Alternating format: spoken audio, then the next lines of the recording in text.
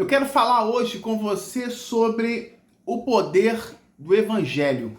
Eu quero ler um versículo para você que está lá em Romanos, capítulo 1, versículo 16. Diz assim: porque não me envergonho do Evangelho de Cristo, pois é o poder de Deus para a salvação de todo aquele que crê, primeiro do judeu e também do grego.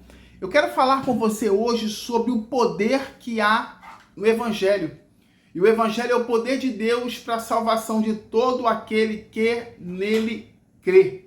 Eu quero falar sobre 4 tópicos sobre o poder que o Evangelho exerce na nossa vida. O primeiro tópico é descanso alcançado.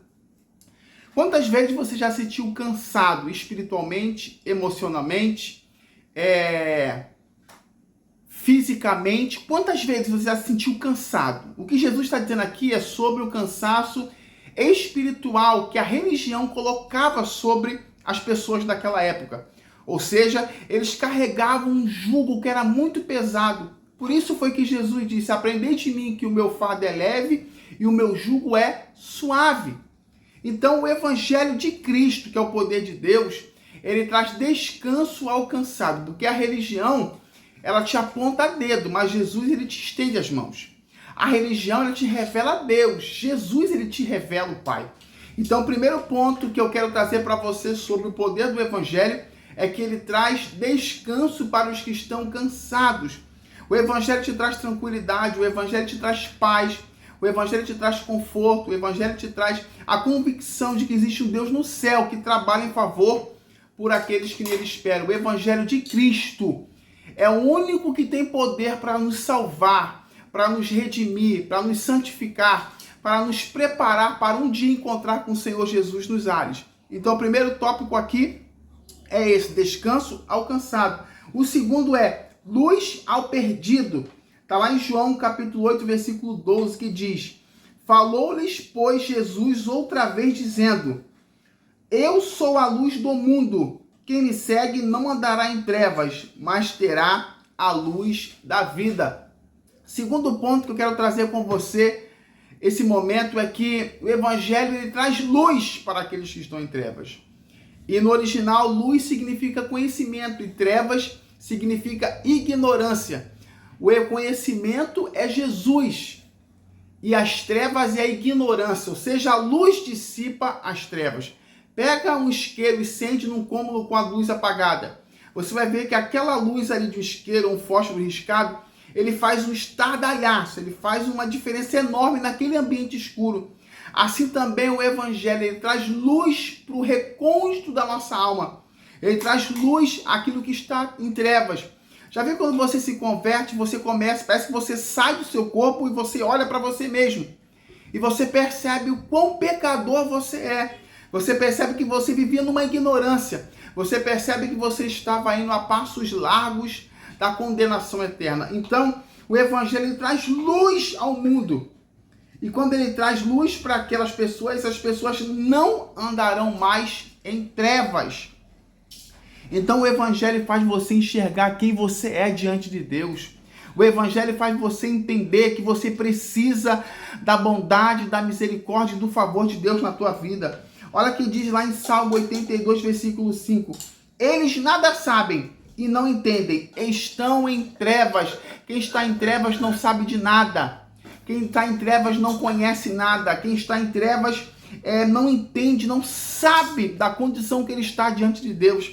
Mas quando o Evangelho lhe é revelado, quando Jesus passa a fazer morada dentro da pessoa, aí ela começa a enxergar a condição que ela está diante de Deus. Então, o segundo ponto é, o Evangelho traz luz ao perdido. O terceiro ponto é perdão ao culpado. 1 João capítulo 1, versículo 8, 9 e 10. Se dissermos que não temos pecados, enganamos-nos a nós mesmos e não há verdade em nós. Se confessarmos os nossos pecados, ele é fiel e justo para nos perdoar os pecados e nos purificar de toda injustiça. Se dissermos que não temos pecados, fazemo-lo mentiroso e a sua palavra não está em nós. Terceiro ponto é perdão ao culpado. O Evangelho lhe traz perdão a você que se sente culpado. Se dissermos que não temos pecado, enganamos-nos a nós mesmos. Você é pecador. você ainda peca. O pecador na vida daquele que conheceu a Jesus é apenas um acidente de percurso. Eu não posso mais viver na prática do pecado. Eu vou pecar sim, porque essa é a minha natureza. Mas quando a natureza de Cristo invade o nosso ser, o pecado passa a não mais ser uma coisa de rotineira, não passa a ser uma coisa mais do cotidiano. Você luta com Deus para vencer o pecado, para viver uma vida santa, para viver uma vida irrepreensível aos olhos de Deus. Então você começa a entender que o Evangelho de Cristo, o Evangelho que é a luz de Deus, traz perdão ao culpado.